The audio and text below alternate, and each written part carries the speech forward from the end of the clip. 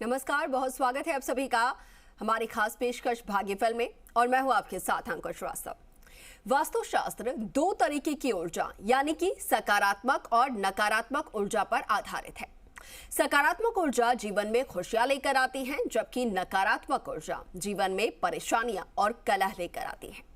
घर अगर वास्तु के मुताबिक ना हो तो फिर वास्तु दोष लग जाता है। जीवन में आने वाली कुछ समस्याएं ऐसी होती हैं जो कि ये संकेत देती है कि आपके घर में भी वास्तु का दोष है। तो आज इसी विषय पर हम विस्तार से बातचीत करेंगे और इस विषय पर हमें विस्तार से जानकारी देने के लिए हमारे साथ जुड़ रही हैं ज्योतिष परिषद एवं शोध संस्था अध्यक्ष ज्योतिषाचार्य पंडित पुरुषोत्तम गौड़ जी। आचार्य जी प्रणाम, आपको बहुत स्वागत है आपका। जी आयुष्मान, श्री राम जय राम जय जय राम, हरे राम की जय हो।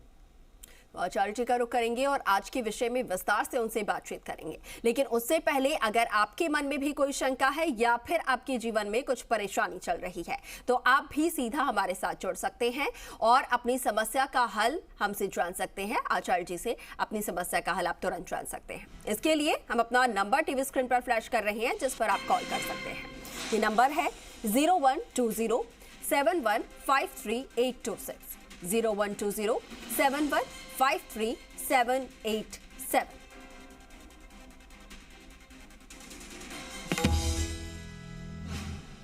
चलिए आचार्य जी का रुख कर रहे हैं और उनसे जानेंगे। आचार्य जी, अक्सर ये हम लोगों को कहते हुए सुनते हैं कि उनके घर में वास्तु दोष है, तो ऐसे में कई तरीके की परेशानियां उनके जीवन में आती हैं। तो ऐसे में कैसे पहचाना जाए कि किसके घर में वास्तु दोष है? आखिर कैसे संकेत जो है वो हमें दिखाई पड़ते हैं जबकि किसी के जीवन में या फिर घर में वास्तु दोष होता है? देखिए अंकुर जी, ये बात बिल्कुल ठीक है कि जब समस्याएं से गिरता है तो ये वास्तु दोष के लक्षण कुछ होते हैं। उन लक्षणों से हम पकड़ कर सकते हैं कि हमारे घर में वास्तु दोष है या नहीं। जीवन में आने वाली कुछ समस्याएं संकेत भी देती हैं और हमें उन संकेतों को समझ करके ठीक भी करना चाहिए। और ये बात सही है कि वास्तु दोष आपने कहा कि दो तरह से नकारात्मक और सकारात्मक ऊर्जा पर आधारित होता है। इसमें कहीं संदेह नहीं है, बिल्कुल ठीक बात है। लेकिन ये बात भी सही है कि जब बने बनाए काम बिगड़ने लगे, अगर आपके बने बनाए काम अचानक बिगड़ जा रहे हैं या फिर सफलता मिलते मिलते रह जा रही है तो आपको मानना पड़ेगा कहीं न कहीं आपको वास्तु दोष प्रभावित कर रहा है। और ऐसे में माना जाता है घर के मध्य भाग यानी ब्रह्मा का जो स्थान है वो किसी तरह से पीड़ित है, प्रभावित है, वास्तु दोष से प्रभावित है।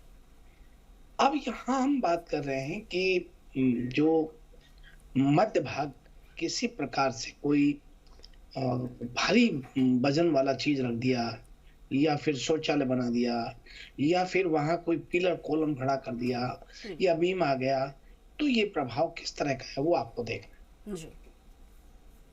धन संचय नहीं हो रहा हो तो बहुत मेहनत के बावजूद भी अगर आपको आर्थिक समस्या का सामना करना पड़ रहा है तो आपके घर में वास्तु दोष प्रभाव दिखाई दे रहा है। लाख कोशिशों के बाद भी धन इकट्ठा नहीं कर पा रहे हैं जी। तो कहीं न कहीं दक्षिण पश्चिम की दिशा में कोई वास्तु दोष निश्चित रूप से है। ऐसे में या तो घर के मुख्य द्वार है या फिर वहां खिड़कियां हैं। तो ये प्रभाव जब होता है तो वहां घर में धन इकट्ठा नहीं हो पाता जी। अगर किसी के घर में परिवार में सदस्यों को अक्सर स्वास्थ्य संबंधी समस्या आती है तो ये संकेत दक्षिण पूर्व का है कि यहाँ अग्नि कौन यानी रसोई होना चाहिए। या तो आपने टॉयलेट बनाया है या कोई पानी का टैंक बना दिया या गटर का टैंक बनाया है या फिर वहां कोई आपने भारी भड़कम वाली चीज रख दी है। दक्षिण पूर्व दिशा में यदि ऐसा किया है तो फिर घर के सदस्यों का स्वास्थ्य पर नकारात्मक असर पड़ता है। इस प्रकार से प्रत्येक दिशा का अपना एक महत्व होता है। यदि कोई कर्जे में डूबा जा रहा है, कर्जा बहुत अधिक हो रहा है, तो इसका मतलब उत्तर पूर्व का जो कोण है उसमें निश्चित रूप से आपने सीढ़ियां बनाई है या भारी वजन वाला काम कर दिया या फिर उसको ऊंचा कर दिया। यदि आपकी धर्म पत्नी यानी जो मकान मालिक की मुखिया की पत्नी, जी। उनका स्वास्थ्य खराब रहता है या कहें तो उनके पैरों में दर्द होना, हुँ, जोड़ों में दर्द होना, हुँ, या फिर कहें कि उनको मानसिक माइग्रेन आदि की परेशानी रहना, हुँ, तो फिर उत्तर पश्चिम वायव्य कोण में कोई पानी का टैंक या कोई वायव्य कोण को आपने पैक कर दिया, जो कि हवा के लिए होता है। हुँ, तो इस प्रकार से जो है ये समस्याएं अपने आप संकेत देती है। अब कौन व्यक्ति कहाँ किससे पीड़ित है वो अपने आप समस्या को हुँ, हुँ। समझ जाएगा कि हमें क्या परेशानी हो रही है। जी। जी। बिल्कुल, बिल्कुल आचार्य जी, जैसा कि आपने बताया कि अ, जो भी आपने दिशा बताई है कि इस दिशा में ही वो जो चीज़ें हैं वो होनी चाहिए। तो ऐसे में अगर मुख्य द्वार के लिए मैं आपसे जानना चाहूँगी कि मुख्य द्वार जो है वो ख़ास तौर पर किस दिशा में होनी चाहिए, और सबसे ज़्यादा नुकसान जो है वो कौन-सा ऐसा वास्तु दोष होता है, उसकी वजह से होता है, और इसका कोई जो एक तरीके से कहा जाए तो कोई उपाय नहीं होता है? सबसे ज़्यादा प्रभावित करने वाला कौन-सा वास्तु दोष होता है? देखिए, सबसे ज्यादा प्रभावित करने वाला पश्चिम और दक्षिण में दरवाजा होना, हुँ, पश्चिम दक्षिण को नीचा कर देना, हुँ, वहां पानी का टैंक बना देना, या फिर कहें कि पश्चिम दक्षिण को खुला रखना, हुँ, पश्चिम दक्षिण में आपने नीचा कर रखा है भाग को, हुँ, या फिर गटर बना रखा है या पानी गटर का टैंक बना रखा है, हुँ, तो ये निश्चित रूप से गलत है हुँ, और ये बहुत प्रभाव छोड़ता है। इसे कितना भी आप पर्सनल लाइफ को जीने का प्रयत्न करें, हुँ, पर आपकी पर्सनैलिटी प्रभावित हो ही नहीं पाएगी हुँ, हुँ, और काफी प्रसन्नता होने के बाद भी आप खुश हो ही नहीं सकते। जी। आपको पत्नी की तरफ से, संतान की तरफ से अशांति, बेचैनी, घबराहट और मन में एक भय का वातावरण हमेशा बना रहेगा। हुँ, इस वास्तु दोष को ठीक करने के लिए एक ही उपाय है कि साउथ वेस्ट को आप पैक रखें। हुँ, साउथ वेस्ट को बिल्कुल खुला ना करें। अब साउथ वेस्ट में भी एक बात आती है कि देखिए अंकुर जी, जैसे मान लीजिए हुँ, किसी का प्लॉट 30 बाई 60 का है। जी। अब वहां साउथ उसका प्रॉपर साउथ वेस्ट में नहीं आ रहा है, हुँ, वो 10 फीट दूर आ रहा है। हुँ, तो आप तिजोरी बना सकते हैं, हुँ, आप वहां टॉयलेट बाथरूम बना सकते हैं, हुँ, लेकिन वो आपका देख लें कि कितनी डिग्री पर वहां साउथ वेस्ट आ रहा है। हुँ, हुँ, साउथ वेस्ट डिग्री देखी जाती है और कितनी डिग्री पर आपका सूर्य उग रहा है, जी। उससे पूरे प्लॉट की डिग्रियां देखी जाती हैं कि कहाँ कौन सा क्या स्थिति बैठ रही है। हुँ, तो ये बहुत सारी बातें हैं, हुँ, हुँ, लेकिन किसी के दरवाजा हो तो आप क्या कर लोगे? कुछ नहीं जी। कर सकते, हुँ, चाहे कितना डिग्री हो। हुँ, तो ये सब बातें हैं जिन्हें बहुत बारीकी से समझना चाहिए, देखना चाहिए जी। और इनसे जुड़ी बातों को विशेष रूप से वास्तु से जुड़ी बातों को ध्यान में रख करके फॉलो करना चाहिए। बिल्कुल। जी। ठीक है आचार्य जी, हमारे साथ कॉलर्स जुड़ा भी शुरू हो चुके हैं, दर्शक उनसे भी बातचीत कर लेते हैं। बहुत स्वागत है, बताइए क्या जानना चाह रहे हैं? हेलो। जी, जी। नमस्कार, स्वागत है आपका। नमस्ते जी, मैं राजस्थान अजमेर जिले से बोल रहा हूँ, जितेंद्र सिंह। जी, बताइए। मैं आचार्य जी को प्रणाम। आयुष्मान श्री राम, जय राम, जय जय राम। तो ये आचार्य जी से पूछना चाहता हूँ, मेरे घर का मुख्य द्वार दक्षिण दिशा में है और कुछ घर में बरकत भी नहीं होती है, इसका कोई उपाय बताइए आप हमको। अब देखिए अंकुर जी, जितेंद्र जी ने फोन कर लिया, ये वही तो जी। अवेयरनेस की बात है कि आज वास्तु संबंधित बात हुई हुँ, और दरवाजों कोणों को, 4 कोणों को लेकर के बात की है, जी। तो व्यक्ति अपने आप में फिर अपने आप को देखने लगता है हुँ, और उसी में से आप जितेंद्र जी हैं कि दक्षिण में उनको अभी हम कह रहे थे कि जिसके घर में दक्षिण दरवाजा होता है हुँ, या खुला रहता है, हुँ, तो वहां बरकत यानी धन लक्ष्मी की बहुत कमी होती है हुँ, और वही बात कह रहे हैं वो। जी। और जितेंद्र जी इसके अलावा जो है बोलने में भी लापरवाही करेंगे, रहने में भी लापरवाही करेंगे, खाने पीने में लापरवाही करेंगे और अपने आप में ये समझेंगे कि मेरे समान कोई नहीं है, ऐसी गलतफहमी भी पाल देता है। दक्षिण में दरवाजा व्यक्ति को गलतफहमियों का शिकार बना देता है। वो हम चौड़ा बाजार छकड़ा बना देता है, सामने वाले को कम मानता है और अपने आप को फुल फ्लैश मानता है। ऐसी स्थिति पैदा कर देता है ये दक्षिण का दरवाजा, क्योंकि दक्षिण में कौन है? रावण। और रावण दुनिया में अपने आप से बड़ा किसी को मानता ही नहीं था। हुँ, तो दक्षिण में दरवाजा जिन लोगों का है, विशेष रूप से एक बात ध्यान रख लें, एक तो गणपति को विराजमान करें और दूसरा दोनों तरफ स्वास्तिक बनाए प्रवेश द्वार पर, और साउथ वेस्ट में वास्तु का झंडा लगा दें तो आपका सब ठीक होने वाला है। और दरवाजा यदि आप करते हैं तो मध्य में करें, यानी कि पूर्व पश्चिम के मध्य दक्षिण की दीवार पे आप दरवाजा कीजिए। वैसे दक्षिण में दरवाजा होने वाले पैसे वाले भी होते हैं, तो आप ये कीजिए, अवश्य लाभ होगा। जी बिल्कुल। और भी कॉलर्स हमारे साथ फोन लाइन पर जुड़े हुए हैं आचार्य जी, उनका भी रुख कर रहे हैं। बहुत स्वागत है, बताइए क्या जानना चाह रहे हैं। हेलो जी नमस्कार, स्वागत है आपका। जी मैं बांसवाड़ा से रोहित बात कर रहा हूँ। जी रोहित जी बताइए क्या जानना है आपको। मैं अपने सिस्टर के बारे में बात करना चाहता हूँ।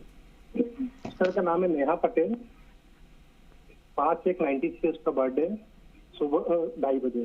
उसकी शादी कब होगी और कहाँ होगी? रोहित जी, सबसे पहले तो आप 2 भाई हैं और नेहा पटेल भी 2 बहन भाई हैं, और यहाँ इनकी शादी की बात करें तो 2024 में जाकर के शुभ और मंगल कार्यों के लिए समय अच्छा आ जाएगा।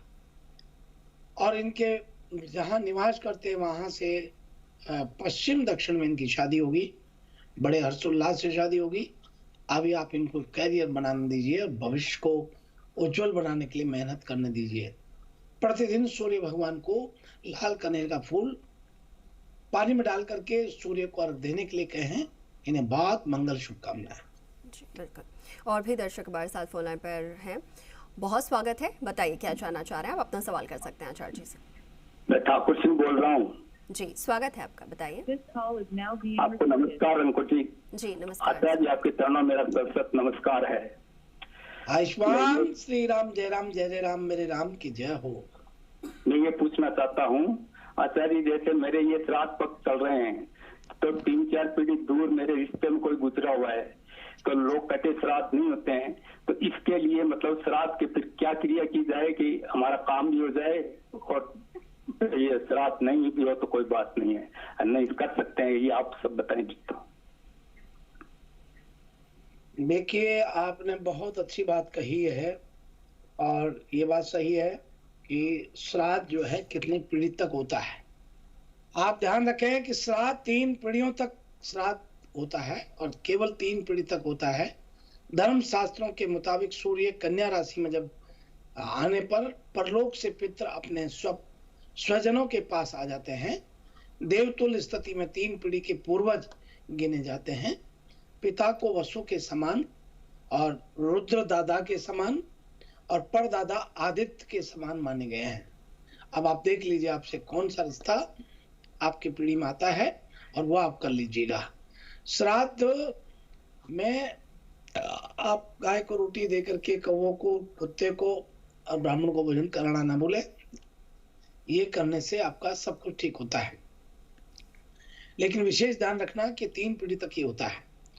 मातृकुल और पितृकुल, नाना और दादा दोनों शामिल होते हैं। 3 पीढ़ियों से अधिक श्राद्ध कर्म नहीं होता है। आपको बहुत मंगल शुभकामनाएं। बिल्कुल। और भी दर्शक हमारे साथ हैं, बहुत स्वागत है, आप अपना सवाल कर सकते हैं आचार्य जी से। हेलो जी स्वागत है आपका, बताइए। हेलो पंजी, राम राम। राम राम जी। हाँ पंजी, मैं पंजाब से बोल रही हूँ, मेरा नाम कंचन है। पंजी, हमने जब से घर लिया हुआ है हम तब से ठीक नहीं है, ना कोई काम बनता, और जो कहीं पूछा तो बोलते हैं कि आपके पितर है इस घर के। हमें ये बताना कि इस घर के पितर हैं, जब मेरे अपने है तो घर हमने बना बनाया हुआ लिया। तो देखिए जी कंचन जी, पहले तो ये बताइए, आप ऑनलाइन रहिए। आपको आज तक हम जितना बताते गए वो आपने फॉलो किया, उसके बाद आपको अच्छा लग रहा है कि नहीं? हाँ जी। आज तक आप जो भी हमसे पूछते हैं और जो हम आपको बताते हैं वो करने के बाद आपको हाँ। ठीक है या नहीं? गुरुजी मैं करती हूँ, मैं ठीक हो गई थी बीच में गुरुजी, मुझे पत्थरियां आ रही हैं, फिर मैं दवा पी रही हूँ तो मुझे फिर मुझे टांगों में दर्द हो रहा। तो मैं पाए जो आपके हैं मैं वो कर रही हूँ, मैं जाती हूँ, मंदिर भी जाती हूँ, और मैं पीपल पे भी जाती हूँ, दीपक जलाती हूँ, जो आपने बताया मैं सब कुछ करती हूँ गुरुजी। तो गुरुजी जो उन्होंने आपने बताया था, तो गुरुजी मैं अभी फिर बीमार। कोई बात नहीं, अभी मैं आपका समझ गया। देखिए, अब आपका पितृ की बात करते हैं। कंचन जी, आपके घर में आपके स्वयं के पितर हैं, इस मकान के पितर नहीं है, और आज से ही आपको एकदम चमत्कारिक कार्य सफलता मिलेगी।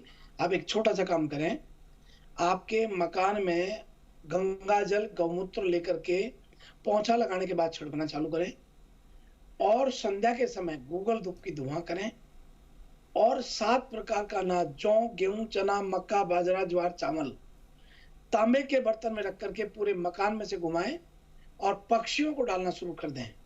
7 मुट्ठी अनाज 101 दिन डालें। आपका स्वास्थ्य भी, आपके घर में तरक्की उन्नति भी और शांति भी स्थापित होगी। आप ये कीजिए, आपको बहुत मंगल शुभ आशीर्वाद है। जाइए, आज से आपको ठीक होना चालू हो जाएगा। जी बिल्कुल। और एक और दर्शक हमारे साथ हैं, बहुत स्वागत है, आप अपना सवाल कर सकते हैं। हेलो, मैं सुरेंद्र बोल रहा हूँ सुजानगढ़ से। जी सुरेंद्र जी, बहुत स्वागत है, नमस्कार आपको। आपको बहुत नमस्कार है। आचार्य जी, ये 8 जुलाई 1954 और सुबह 6 बजे का समय है और जन्म स्थान है रतनगढ़। तो मैं ये जानना चाहता हूँ कि शिव जी पे 4 बजे बाद में कब तक जल चढ़ता रहे शाम को?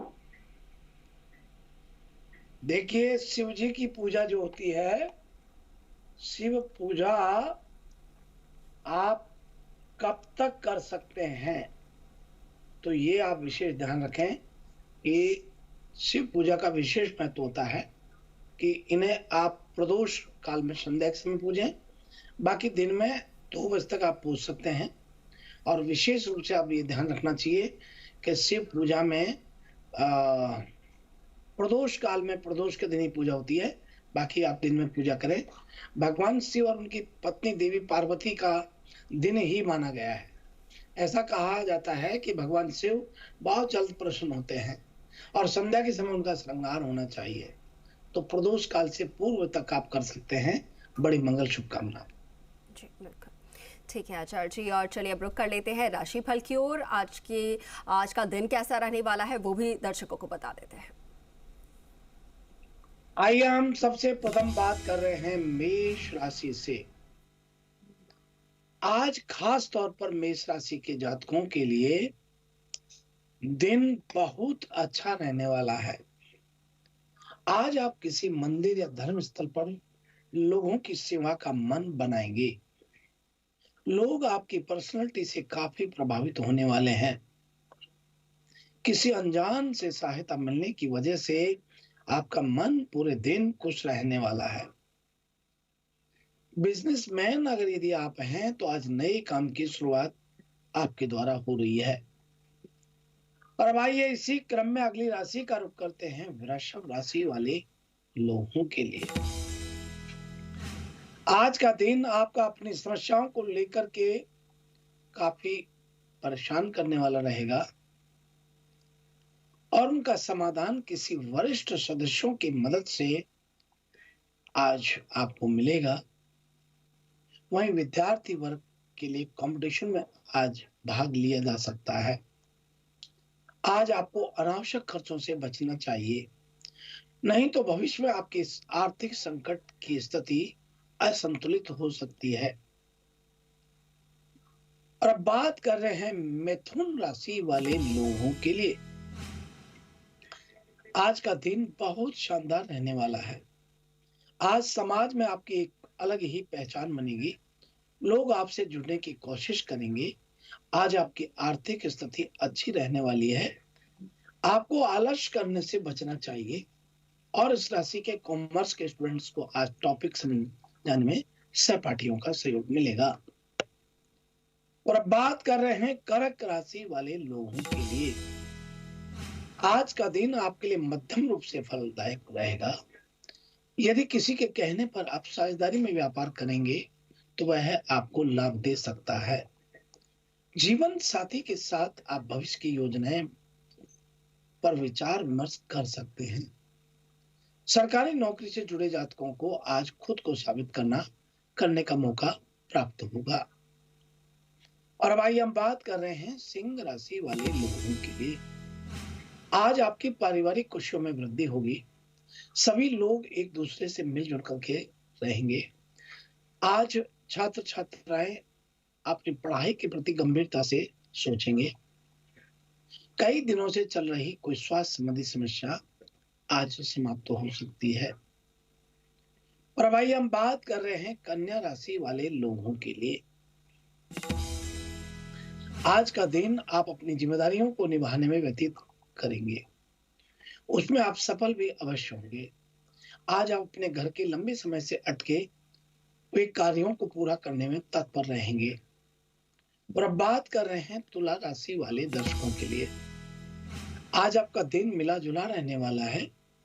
अपने परिवार की जरूरतों की चीजों को खास ख्याल रखें।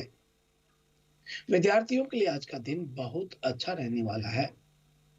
और अब बात कर रहे हैं वृश्चिक राशि वाले लोगों के लिए। आज का दिन आपके लिए काफी व्यस्तता भरा रहेगा। आपके पिताजी के सहयोग से आज आप अपने कार्य क्षेत्र की पुरानी चल रही समस्याओं का समाधान खोजने में कामयाब रहेंगे। और अब इसी क्रम में अगली राशि का रुख करते हैं धनु राशि के लोगों के लिए। कारोबारियों के लिए आज का दिन अनुकूल रहेगा। आज आप अपना बैंक बैलेंस बढ़ाने में सफल रहेंगे। आज रिसर्च से जुड़े छात्रों को अपनी मेहनत के अनुरूप बेहतर परिणाम प्राप्त हो रहे हैं। साहित्य और तकनीकी के विद्यार्थियों के लिए आज का दिन शानदार रहेगा। और अब इसी क्रम में बात कर रहे हैं मकर राशि वाले लोगों के लिए। आज का दिन आपके लिए ऊर्जावान रहने वाला है। यदि अपने ससुराल पक्ष के किसी व्यक्ति को धन उधार दिया हुआ है तो उसमें आज आपकी कोई बहसबाजी हो सकती है, लेकिन जीवन साथी आपके साथ खड़े नजर आएंगे। और अब बात कर रहे हैं कुंभ राशि वाले लोगों के लिए। आज का दिन अच्छा रहने वाला है। सोचे हुए सारे काम आज आपके मन मुताबिक पूरे होने हैं। व्यवसायिक क्षेत्र में बदलाव आने की संभावना है जो भविष्य में आपके लिए लाभदायक सिद्ध होगी। आज आपको किसी मल्टीनेशनल कंपनी से जॉब के लिए ऑफर आएगा।